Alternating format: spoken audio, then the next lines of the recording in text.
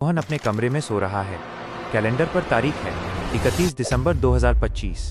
Phone की घंटी बजती है। रोहन की आंख एक नोटिफिकेशन की आवाज से खुलती है। उसे लगा शायद किसी कंपनी से ऑफर लेटर आया होगा। उसने उत्साह में फोन उठाया। स्क्रीन पर चमक रहा था, तारांकन प्रिय उम्मीदवार, हमारी एआई आर्टिफिशियल इंटेलिजेंस ने आपके बायोडाटा को स्कैन किया। हमें खेद है कि 99% मार्क्स होने के बावजूद आप हमारी चपरासी की पोस्ट के लिए ओवर क्वालिफाइड हैं। रोहन ने माथा पीटा। 2025 निकल गया। देश मंगल ग्रह पर पहुंचने वाला है और मैं यहां अपने बायोडाटा के मंगल दोष से लड़ रहा हूं। वो तैयार होकर घर से निकलता है। घर के बाहर विकसित भारत का पोस्टर लगा है जिस पर धूल जमी है। रोहन अपने दोस्त बंटी से मिलता है जो हाथ में न्यूज़पेपर नहीं टैबलेट लिए बैठा है। बंटी चाय की चुस्की लेते हुए, भाई रोहन, तुझे पता है 2025 में सबसे ज्यादा बिकने वाली चीज क्या है? रोहन, क्या? डेटा? बंटी, ना भाई, उम्मीद। हर नेता बेच रहा है और हम खरीद रहे हैं।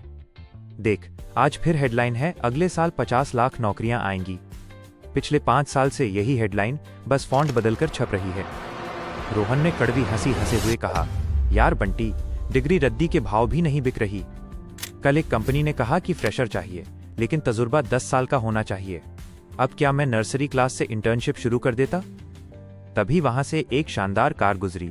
उसमें एक 18 साल का लड़का बैठा था जो रील बना रहा था। बंटी, देख, वो पिंटू है, पढ़ाई में फेल था, आज इन्फ्लुएंसर है। और हम डिग्रियों का बोझ उठाए पैदल चल रहे हैं। रोहन घर लौट रहा है। गली के मोड़ पर गुप्ता जी मिल जाते हैं। गुप्ता जी, अरे रोहन बेटा, साल खत्म होने को है। सुना है शर्मा जी के बेटे का पैकेज 25 लाख का लगा है, वो भी मेटावर्स में। तुम्हारा कुछ हुआ या अभी भी फॉर्म ही भर रहे हो?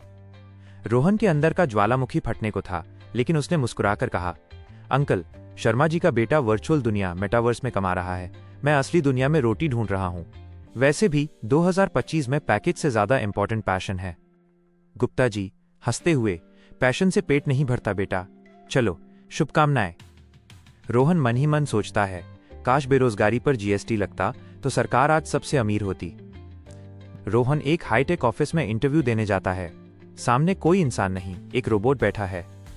एआई रोबोट, वेलकम रोहन, आपकी क्वालिफिकेशन शानदार है, इंजीनियरिंग, फिर एमबीए, फिर पीएचडी। लेकिन हमारी कंपनी को एक ऐसे बंदे की जरूरत है जो रोहन, उम्मीद से, जो कोडिंग कर सके, टीम लीड कर सके।